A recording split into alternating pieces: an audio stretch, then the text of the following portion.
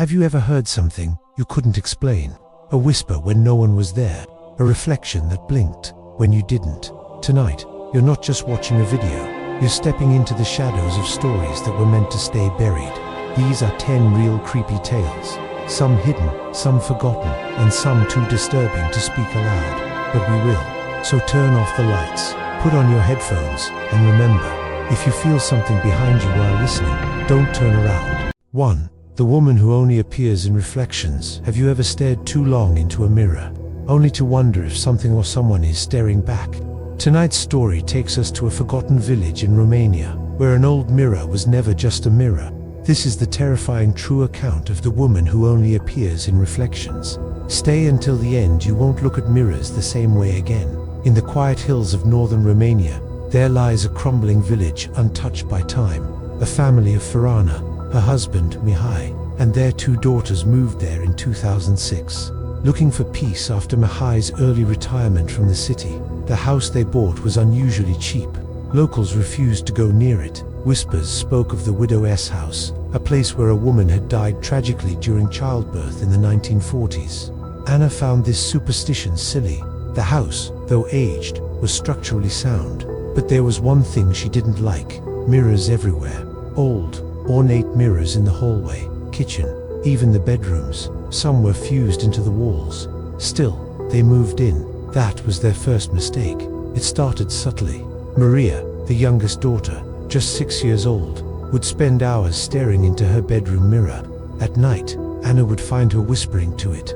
When asked who she was talking to, Maria would answer with a smile, "The lady who lives inside." Anna assumed it was just an imaginary friend, but then Maria started covering mirrors with bedsheets before going to bed. "All of them," she whispered one night. "She walks when we sleep." The family laughed nervously until the incident in the hallway. Anna had been brushing Maria's hair one morning in front of the hallway mirror. She leaned slightly, and for a brief moment, she saw a second woman standing directly behind her daughter. Not Anna, not anyone she recognized, just a pale woman with dark sunken eyes, a torn dress, and a knowing, cruel smile. When Anna turned around, there was no one. After that, the mood in the house shifted. Shadows began moving on their own. Mirrors cracked in the middle of the night without explanation. Maria screamed in her sleep, waking up with scratch marks on her back. They brought in a local priest. He didn't enter the house. He stood outside, clutching his crucifix, and simply said, "It doesn't want you to leave, but it also doesn't want to stay hidden anymore." Out of desperation, Mihai installed security cameras inside every room. The goal, to capture the woman Anna had seen. Weeks passed. Nothing showed up on video. Nothing except for the mirrors. One evening, Anna decided to test something. She sat Maria in front of the hallway mirror again. This time, she held her phone and recorded from behind. When she reviewed the footage, her hands shook. The phone showed only Maria, but in the mirror, clear as day, was the pale woman again, standing behind her, smiling, tilting her head, as if mocking the viewer. Worse, Maria smiled back at the mirror version, as if they were old friends. They took the footage to the police, but the files became corrupted before it could be reviewed. Every backup gone. Terrified, the family decided to remove every reflective surface in the house, every mirror, every shiny object thrown out or covered. When Mihai tried to pry off the bathroom mirror, it shattered in his hands. Behind it, etched from the inside of the glass, were the words, "If I can't watch, I'll come out." That night, every mirror they had discarded returned, placed neatly back where they originally were. No signs of forced entry. They fled, left everything behind, never looked back. The house remains unsold, uninhabited, but still full of mirrors. Locals say sometimes, at night, you can still see a woman inside the windows, staring from the inside, not moving, just watching, waiting. So next time you look into a mirror, ask yourself, are you really alone, or is someone looking back? Don't forget to like, subscribe, and share this video if it gave you chills. Comment below if you've ever seen something in the mirror that wasn't supposed to be there.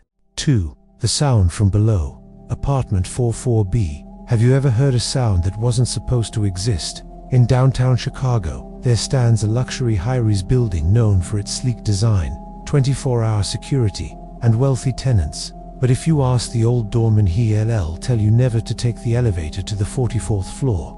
especially not near to 17 a.m. This is the chilling mystery of apartment 44B and the sound that came from below. It began in October 2019. Tenants on the 44th floor started submitting complaints to management about a strange humming noise. Not loud, not violent, just low, mechanical, and disturbingly consistent. The sound always started at exactly 2:17 a.m. every night, and it always came from the floor of apartment 44B. Tenants described it like a distant turbine or a deep mechanical heartbeat vibrating through the walls and floors. The problem, no one could find the source. The building's maintenance team did a full inspection. No pipes beneath that unit, no machinery, no heating ducts, no electrical panels. Structurally, there was nothing under apartment 44B, but concrete and air. Still, the humming continued. Every night, same time, same tone, same direction. Below, the tenant in 44B was a quiet man in his early 40s. His name was Evan Klein. He worked from home, rarely left the unit. No visitors, no packages, no social media. Security said he barely spoke a word to anyone. When the building manager finally knocked on his door to ask about the noise, Evan opened it slowly. He looked pale, tired, and spoke just one sentence. "It only hums when it's listening." Then he closed the door. After that, things got worse. Tenants on floors above and below started complaining of strange symptoms: headaches, nightmares, sleepwalking. One woman from 43A reported waking up standing outside for 4B's door barefoot at 2:17 a.m.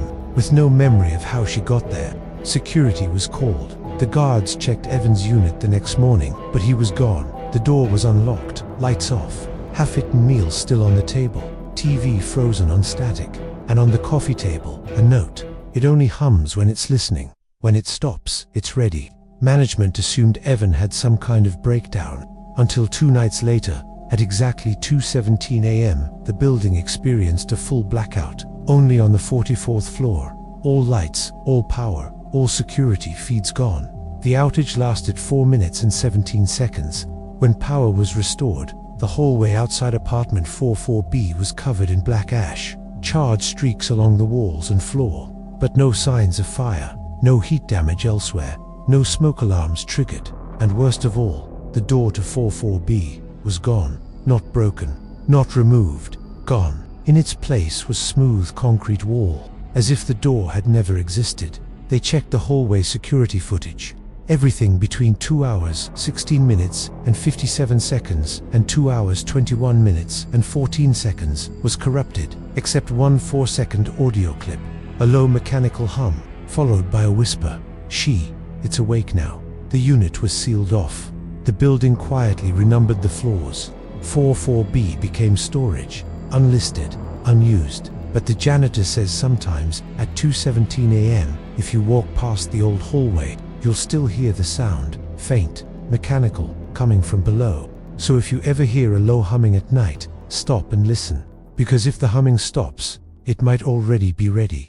3. The archived call that wasn't recorded. Have you ever heard a voice through your headphones and felt, deep down, that it wasn't human? This is the true account of a 911 dispatcher who answered a call that should never have existed. There was no recording, no number, no trace, but something came through anyway, and it didn't stay on the line. It found a way out. It was a quiet night in Clearfield County, Idaho, a town so small you could count the streetlights on one hand. The 911 dispatch center was nothing more than a converted storage room inside the sheriff's office. Just one desk, one monitor, and a lonely woman working the night shift. Kara Jensen, 32 years old, 8 years of dispatch experience, and never a single prank call. Until that night, it was 2:41 a.m. the phone rang, but the screen didn't display a number. No area code, no origin, just the word, unknown. Kara hesitated, then answered with the usual, 911, what's your emergency? Silence. Then, the faintest whisper, male, breathy, one sentence. There in the walls. She froze. Sir, can you repeat that? There, in the walls. More silence. A clicking sound, like fingernails on drywall. And then, the call dropped. Kara sat in stunned silence. She'd dealt with panicked callers, hoaxes, even drunk dialers. But this felt wrong. She typed the number into the system. No match. searched recent call logs. Nothing. No audio file. No waveform. No record that the line had ever been open. It was like the call had never happened, but Kara knew what she heard. She played it back again, only to discover that the system had recorded dead air. No voice, no whisper, no sound at all, except for one thing. When she took off her headset, it smelled strange, rotting wood, damp, earthy, like a crawl space that hadn't seen light in decades. She wiped it down, thinking maybe the foam was moldy, but deep down, she knew that smell wasn't from the headset. It was from whatever had spoken to her. The next day, she submitted a formal anomaly report. The sheriff rolled his eyes. Must have been a bad connection, he said. But what about the smell? She asked. He shrugged. This building's 60 years old. Everything smells like mildew. But Kara couldn't let it go. She spent the next week digging. There was no house listed at the location the voice had mumbled during the call. 17 Crescent Lane. The system showed no such street, but old county maps from the 1940s listed it. A development project that was abandoned due to structural instability. The homes were never finished, just frames and foundations, all torn down, except one, the model house, the last on the list to be demolished. It had burned down in 1949. The fire report, mysterious origin, cause, unknown. Kara went back to work the following weekend. That night, she sat at her desk like always. The room was quiet, and then at exactly 2:41 a.m., her headset made a soft tapping sound. Not a ringtone, not static, just tapping, like fingers, knocking on plastic. She yanked the headset off, and this time, the smell of rotting wood was stronger. She checked the lines, no calls, no connections, no system activity at all. 2 weeks passed. Kara couldn't sleep. She kept hearing faint sounds in her walls at home. Scratching, muffled voices she couldn't locate. Her cat refused to enter the hallway. Then one night, as she walked past her living room, she saw it, a bulge in the drywall, like something was pushing out from the inside. A fist-sized protrusion under the paint. Then another, and another. She stepped closer and heard it again. The whisper, "I found you." The police later found her car in the driveway. Keys still inside, lights on, front door open. But Kara Jensen was never found. Her home was empty, except for one thing. On the wall above her headset, written in ash, as if traced by a finger, "Not all calls come from the outside. So if you ever work the night shift, and the phone rings without a number, don't answer. Because once it knows your voice, it might come looking." 4. The static broadcast from Channel 33. Have you ever flipped through late-night TV, landed on a static channel, and felt like something was staring back? In Detroit, there was a UHF channel called Channel 33. It played static, 24/7. No programming, no sound, just a soft hiss, like background noise that never stopped. Until one night, on April 3rd, 2012, at exactly 2:03 a.m., the static faded, and a video began. A figure sat motionless in a wooden chair. Its face was covered with a smooth, white mask. No mouth, no expression, just two dark eye holes. The room was dim. The audio hissed softly, and the figure blinked. Not randomly, deliberately, in a pattern. Someone decoded the blinking. It was binary. First message, "Are you watching then? We see you too." Viewers tried to change the channel. Nothing worked.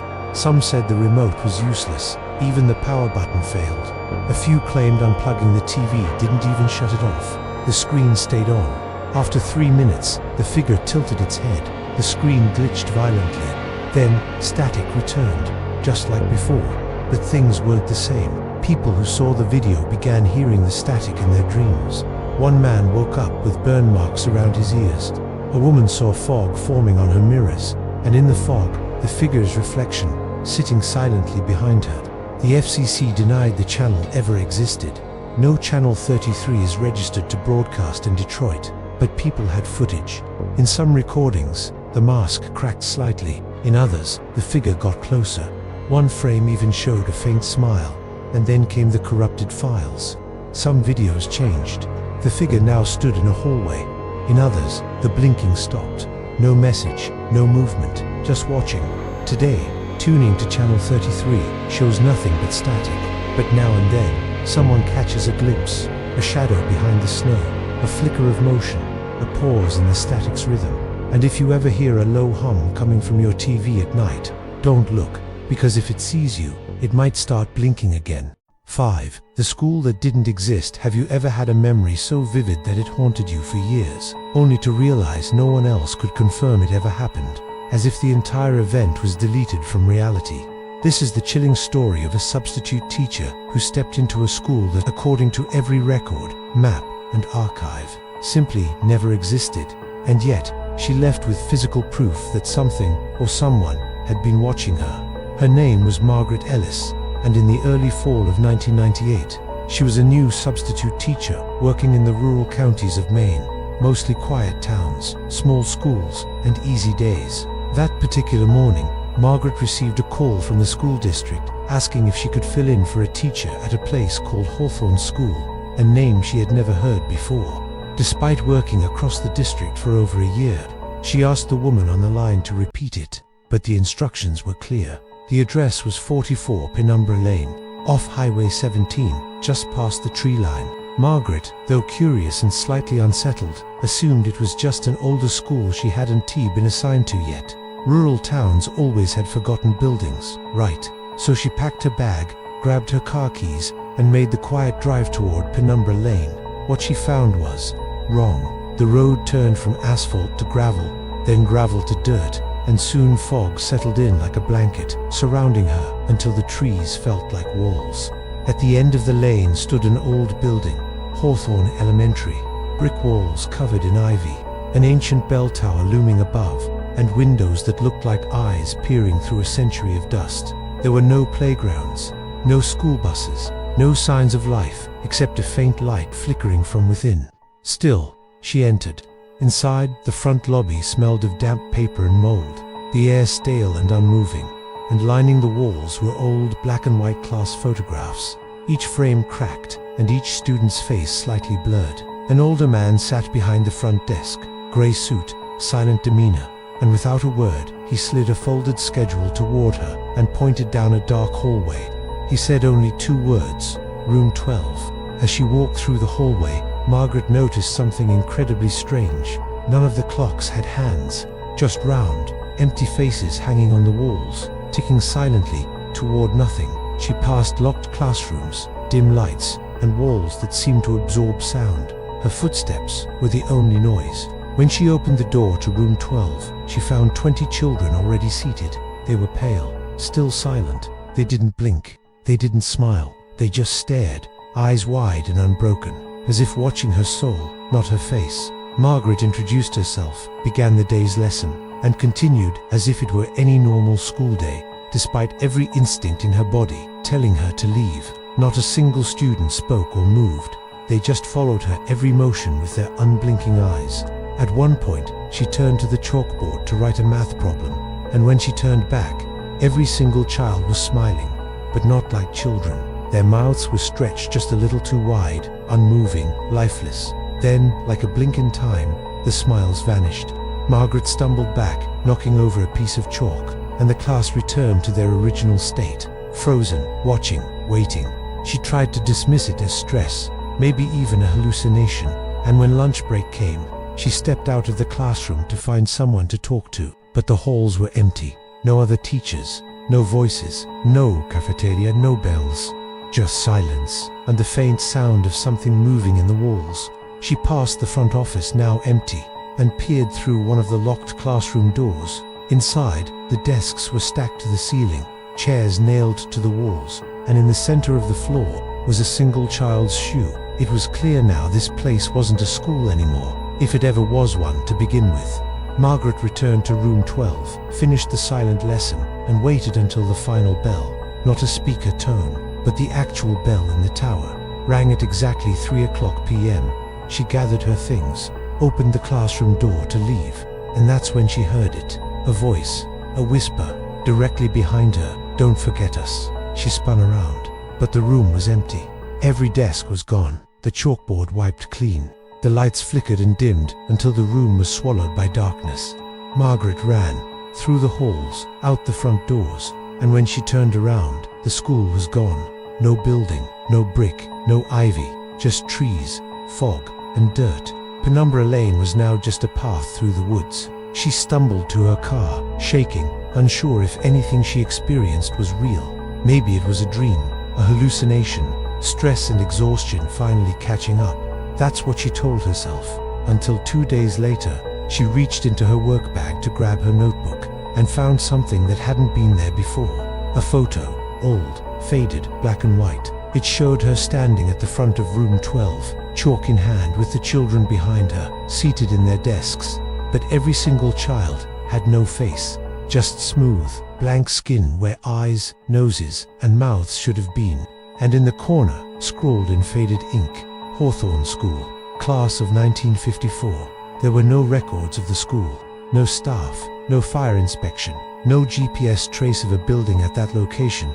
But Margaret still had the photograph. She never taught again. She moved out of Maine, cut ties with the district. But sometimes, late at night, she still hears the sound of chalk scratching on her bedroom wall. And when she checks her clock, the hands are gone. Somewhere out there, buried in the fog, the school still waits. And when the bell rings again, someone new might find it. 6. The silent village on Google Maps. Have you ever zoomed in on Google Maps and found something that shouldn't be there? Maybe it's a blurry square in the middle of nowhere, or a forest clearing with shadows that don't align with the sun. You convince yourself it's just a glitch, but what if it isn't? This is the story of a village that doesn't exist on paper, in GPS data, or official maps, but appeared online for just long enough to pull people in. And then, it vanished. It all started on Reddit. Sometime in late 2021, a user with the name ThrowawayZervia17 made a cryptic post on the Army Porn subreddit. It wasn't flashy. No clickbait, just coordinates. Quingentesimo, vigésimo, oitavo millesimo, seicentesimo, quadragesimo, nonoeni, 22.2134, Izumen. Don't stay too long. That's all the post said. Naturally, people were curious. Dozens of users typed in the coordinates, expecting maybe a glitch, a data compression error, or something funny. What they found was neither. The village, in the middle of Eastern Europe on the Polish-Belarusian border, not on any modern map, no road signs, no city label, but there it was. About 24 houses, clustered in a circle, with thin dirt paths connecting them. But here's where it got strange. Every house was blurred, not pixelated like Google's privacy filter, blurred as if someone had smudged the image by hand. And there were no roads leading in or out, no fences, no cars, no people, just shadows, long and distorted. But they didn't T-match the sun's angle at the time the satellite image was supposedly taken. Some shadows stretched sideways, even upward, as if they were leaning away from the camera. Others bent unnaturally around corners. The post exploded within hours. People cross-referenced the coordinates with government maps, satellite tools, even military databases. Nothing. No mention of any settlement, no postal code, no infrastructure reports. It was like the place had never existed, but was somehow still there. Then came the most disturbing part. A user uploaded screenshots comparing satellite images from 3 different years, 2017, 2019, and 2021. Each year, the village was slightly different. One house missing, another rotated, trees in the exact same spot, but with different shadows. And in the 2021 image, if you zoomed in just right, you could see a person standing behind one of the houses. Except, they didn't cast a shadow at all. And then just like that, the post was gone. Deleted. The user's account was wiped. No history, no comments, no trace that ThrowawayZervia17 had ever existed. But it was too late. Someone had saved the coordinates, and one user decided to take it further. A Redditor from Warsaw, known only by the username ShriTR posted an update in r/glitch_in_the_matrix. He claimed he had visited the coordinates. He drove through the forests for hours, passed through to abandoned military checkpoints. No signage, no cell phone signal, just endless dirt and fog. When he arrived at the location, there was nothing. No village, no houses, just a wide open clearing, dead silent. No animals, no wind. But nailed to a tree at the very center of the clearing was a sign, hand-carved, worn and cracked by time. And it read, "We moved ourselves off the map." That was the last post from CTTR.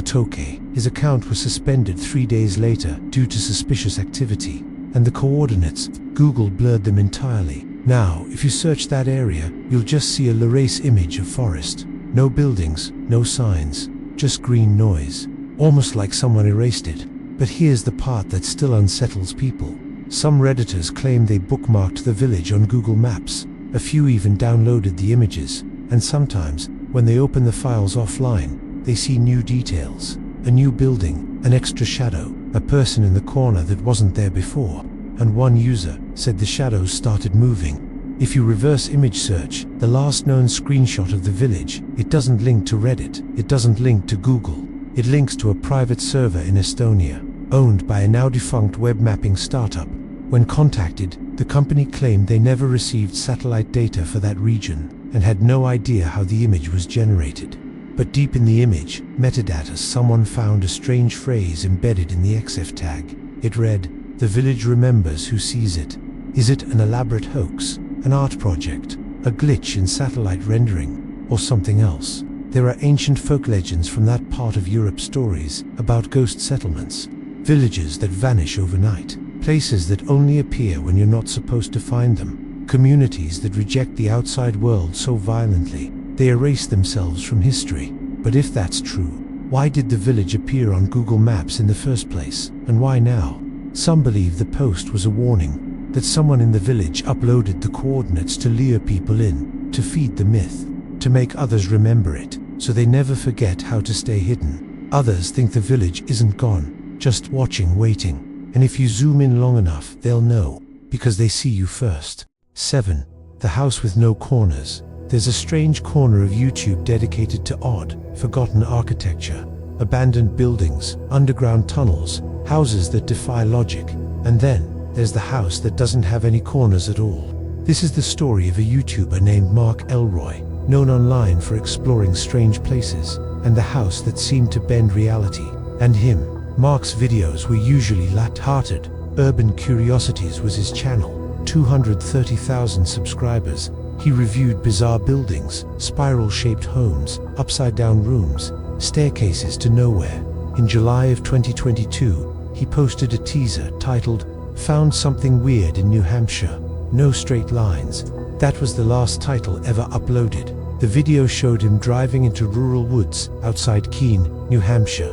He received a tip about a strange house built by an unknown architect in the 1950s, never officially listed. No address, just GPS coordinates and a single sentence. Go before it rounds itself off. When Mark arrived, the house looked normal. From far away, white exterior, wooden porch, mossy roof. But the moment he stepped inside, the footage shifted. Nothing was straight. Every wall curved slightly inward. No corners, no flat ceilings. Even the floor subtly concave. It looked like a house trying to fold in on itself. He whispered in the video, "I can't find a single 90-degree angle in here, not one." And stranger yet, sound inside the house was off. His voice echoed in ways that didn't match the space. Soft sounds rang sharp. Loud sounds seemed to vanish. He dropped a coin on the floor. It rolled endlessly in a circle. He placed his camera bag on a table.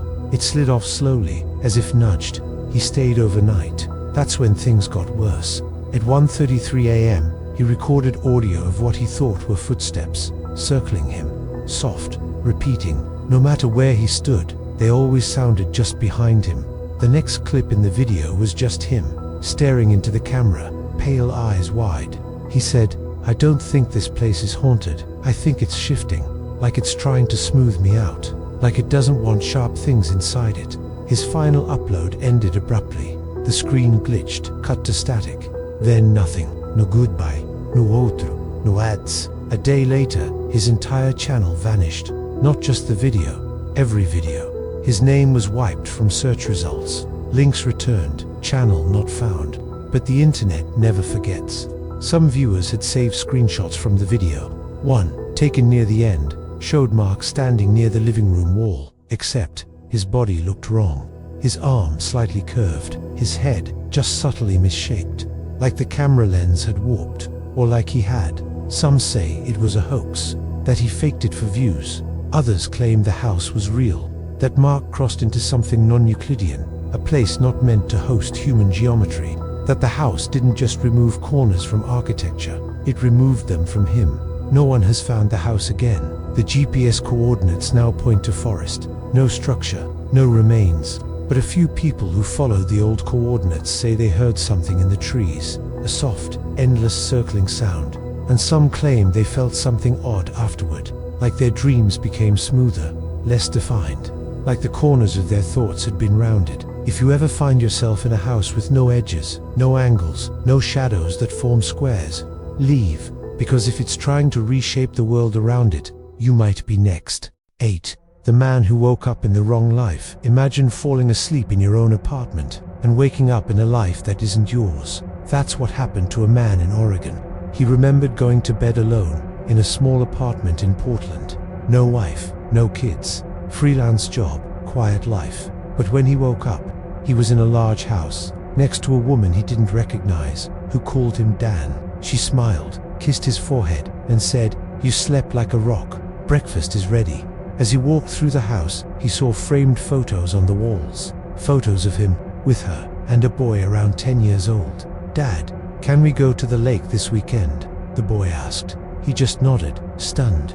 Everything felt real. The smells, the sounds, the weight of the air. But deep inside, he knew this wasn't his life. His ID said he was Daniel Carter, partner at a law firm.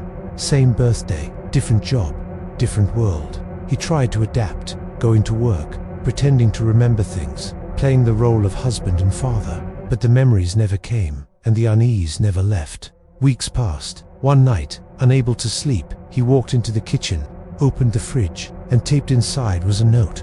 Old paper, typed letters. The switch worked. "Stay calm, don't let them see you, remember." He froze. Who left the note? What switch? Suddenly, he noticed the boy standing in the hallway, watching him. "Did you find it?" the boy asked. "Find what?" he replied. The boy smiled. "Nothing," and walked away. The next day, the note was gone. But his family acted different. His wife watched him closer. The boy was quieter. Co-workers paused when speaking to him, like they were waiting for him to forget something, or remember too much. He started testing the world, took random routes, spoke gibberish near his phone. Things followed him. Ads reacted instantly. He was being watched, or studied.